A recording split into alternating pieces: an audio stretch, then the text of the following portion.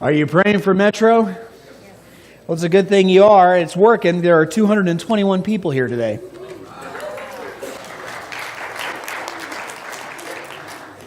Let's go before God in prayer. Mighty God, Lord, we thank you for this day of praise.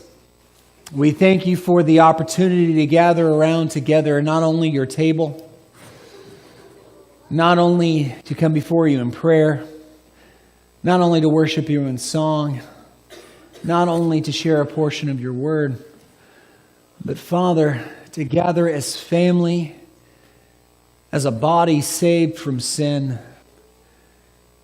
to forget the trials and tribulations of the world that we leave behind when we enter through these doors, but instead, arm in arm, hand in hand, to look together as one body, to see the stone laid on its side, to see the tomb standing empty,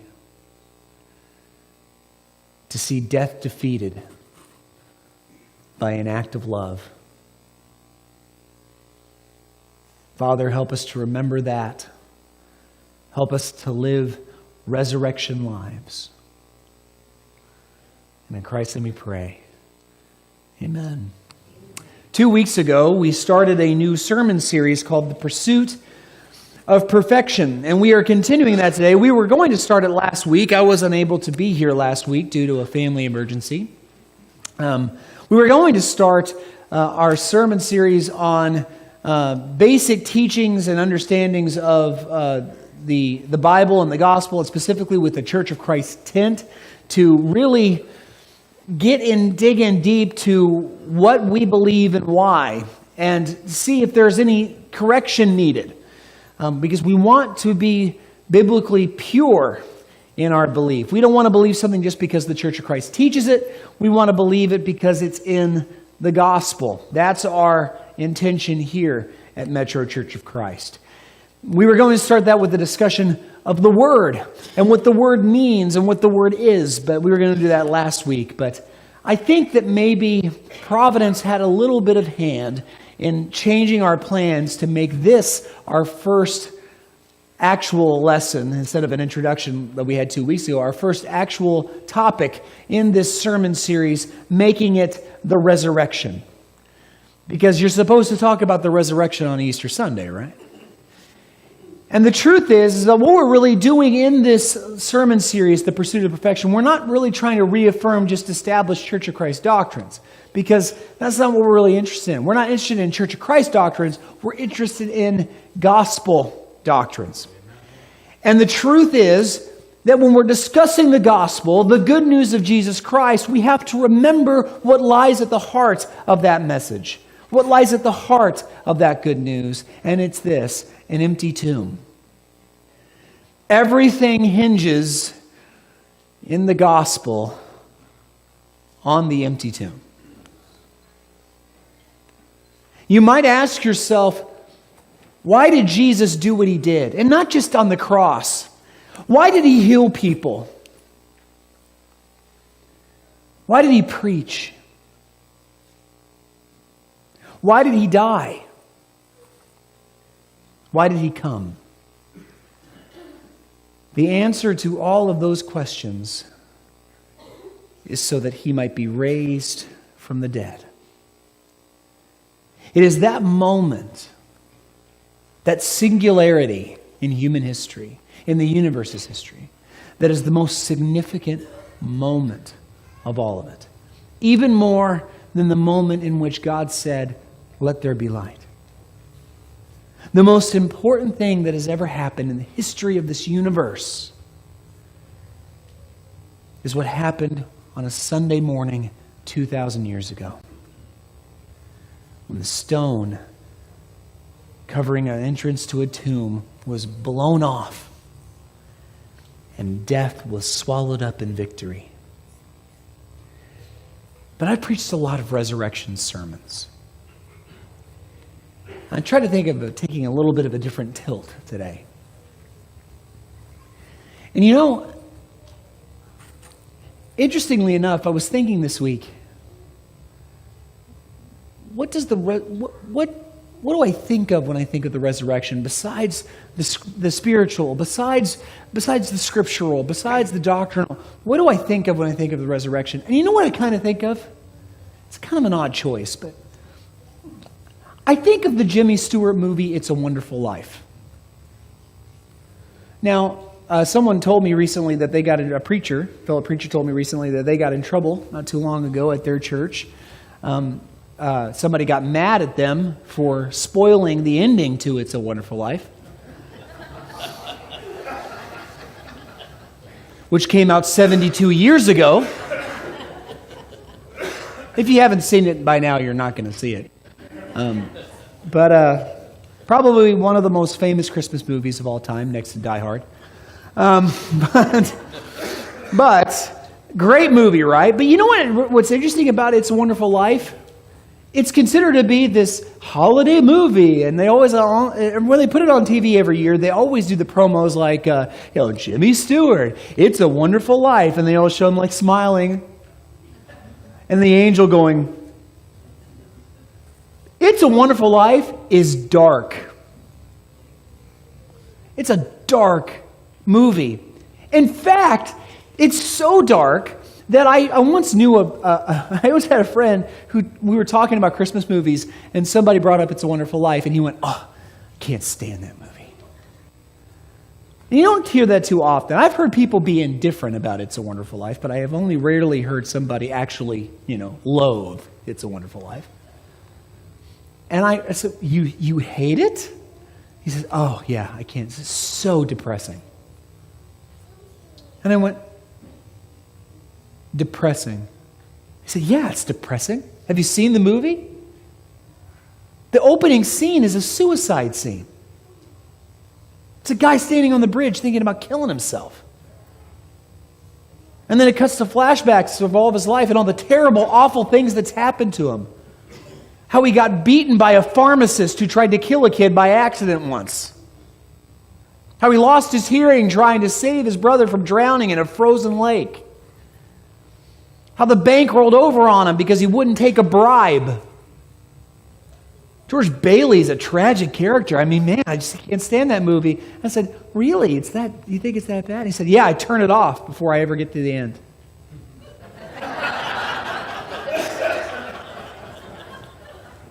If you don't see the end of It's a Wonderful Life, it's a different film. You take that ending off, Jimmy Stewart standing on the bridge.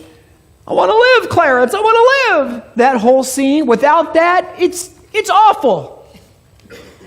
Why is that? Because the difference between tragedy and comedy is not the content. It's the end of the sentence. Amen? You see what I mean? It's the ending. Without the ending, the movie, the story, the novel, the message is completely different. If you stop reading, or if you stop watching, or if you stop listening before you get to that moment where Jimmy Stewart says, "I want to live," before you get to the end where William Wallace screams freedom, or before Russell Crowe goes home after dying in the arena, without that one scene, that little cap at the end, or that little paragraph at the bottom of the book, or that little sentence at the end of the story, without it, it's totally different. Church, the resurrection, the empty tomb, is the exclamation point at the end of the last sentence of the good news of Jesus Christ. And if you take it out, it's a terrible story. A terrible story. Think about it. Think about the story of Jesus without the resurrection. You have a good man. A man who's intelligent, charismatic, moral, charitable, wise, who devotes his life to wandering the countryside, to feeding and healing and preaching to the poor, to the outcast, to the leper.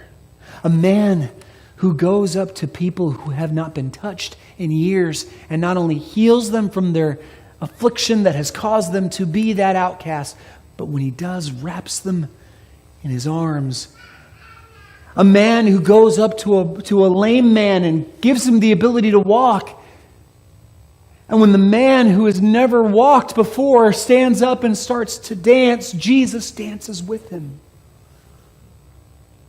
You have that man who is powerful but decidedly nonviolent, who preaches a message of forgiveness, of grace, of mercy, whose enemies despise him not because of his lust or thirst or greed for power over them, but instead whose righteousness shines a light on their own unrighteousness, making them look bad in front of the very people that they aim to rule. They remove Jesus not because he's the bad guy, but because he is making them feel like the bad guy. This man is betrayed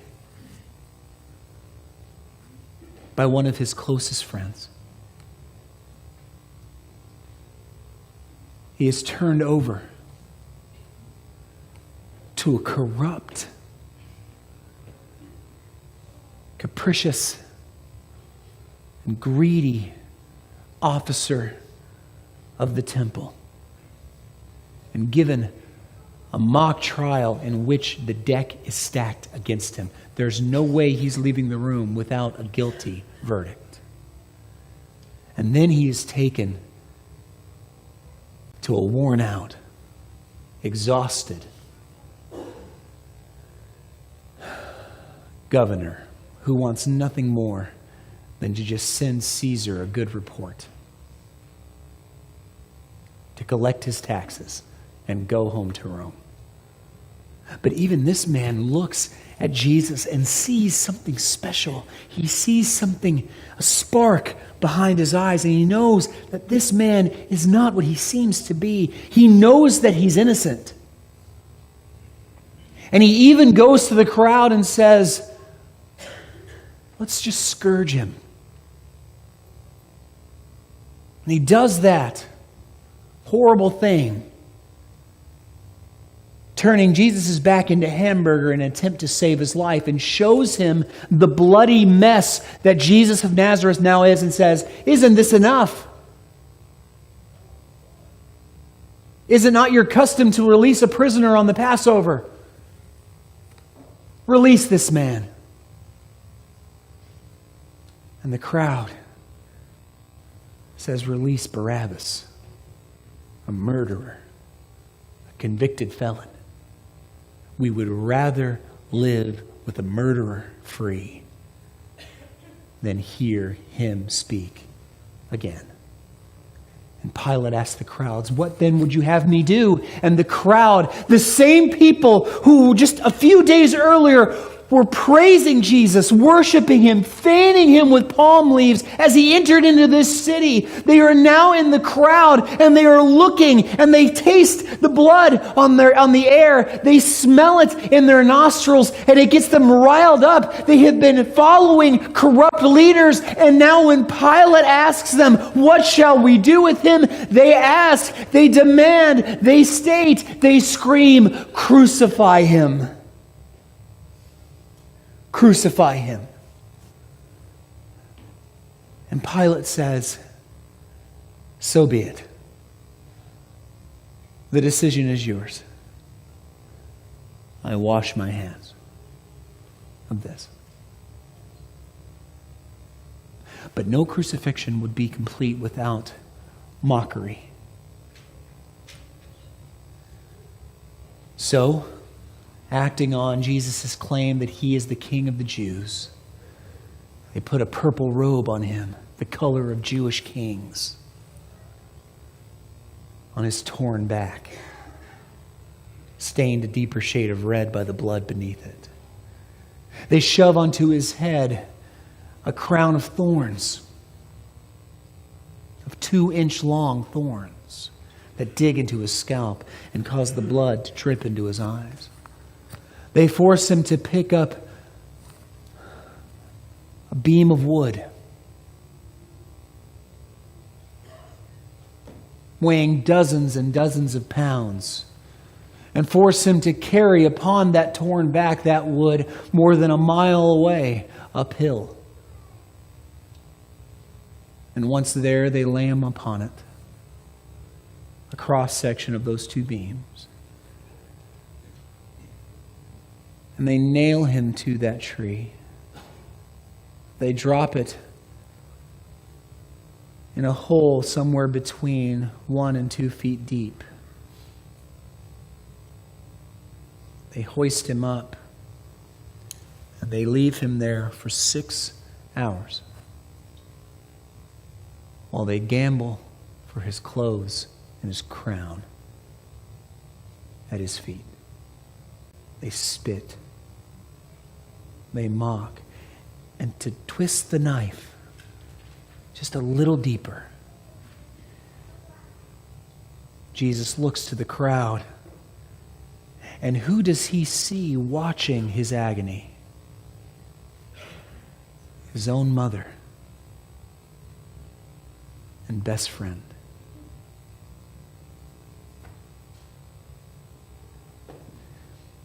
Then he dies. Yes, some strange things happen, but he dies nonetheless. And they bury him in a borrowed tomb. And they roll the stone over it as if to shut the sorrow away. If the story ended there, no one would like it. You wouldn't be here. There wouldn't be 220-something people here this morning. There wouldn't be 20 people here this morning. If that was the end of the story, without the last scene, Christianity would not be a message of joy, it would be a message of sorrow, of a failed, tragic hero who did his best but ultimately failed. There would be no victory in it. But praise be to God that that is not the end of the story. In the Gospel of Luke, chapter 24,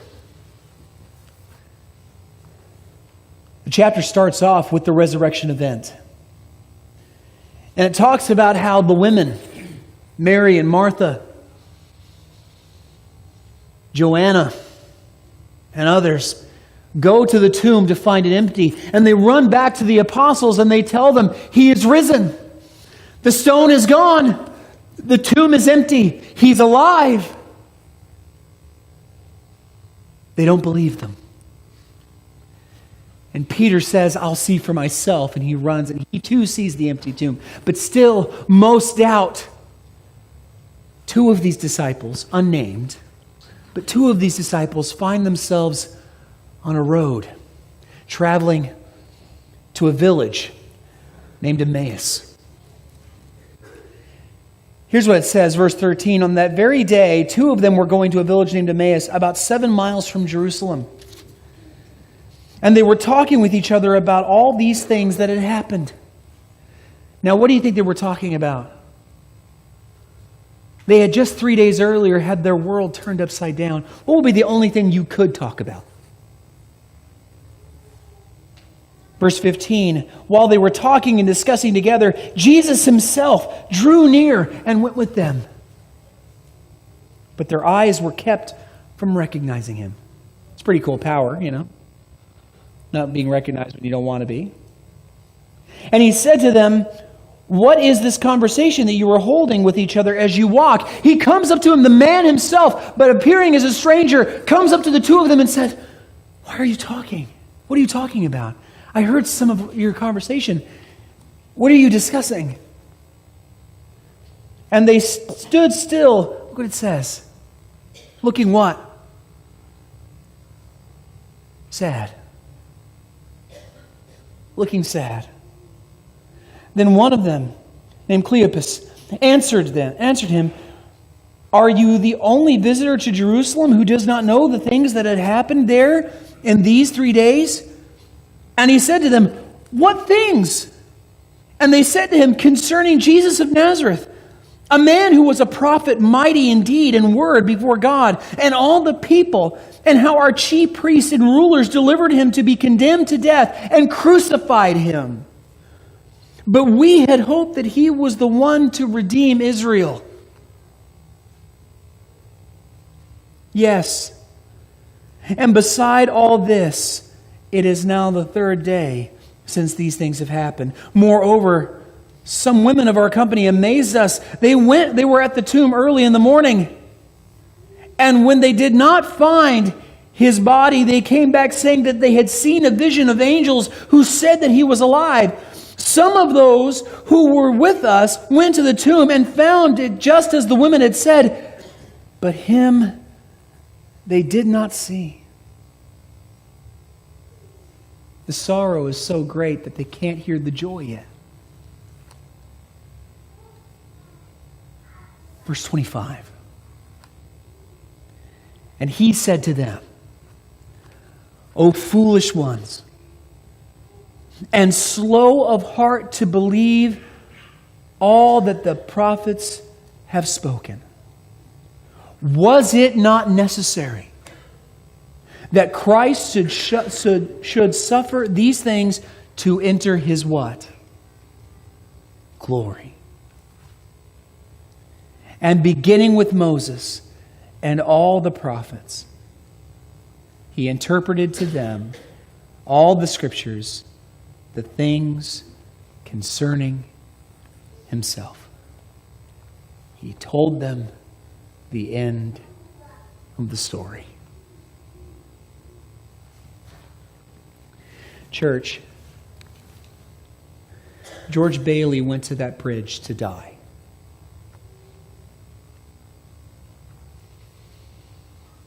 He had decided in his grief, in his depression, and no matter how hard he tried, no matter how hard he pushed himself, his goodness would never outweigh the evil of other men. And so, he walked out onto that bridge on a cold winter night, ready to commit his body to the river. You know, for a man who's reached that point, the river and the jump are only really a formality. In his mind, George had already died. It was over. There was only one thing left to do, and that was let his body catch up with the intention of his heart.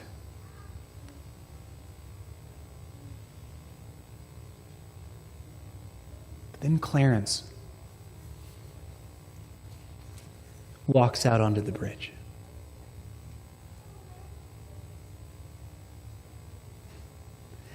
And reinforms the experiences of George's life.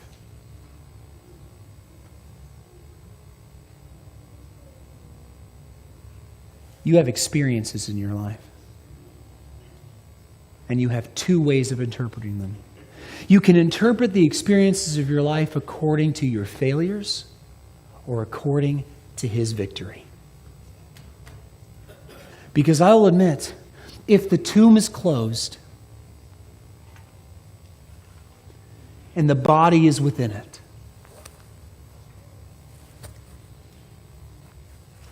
well, that makes the river look pretty attractive.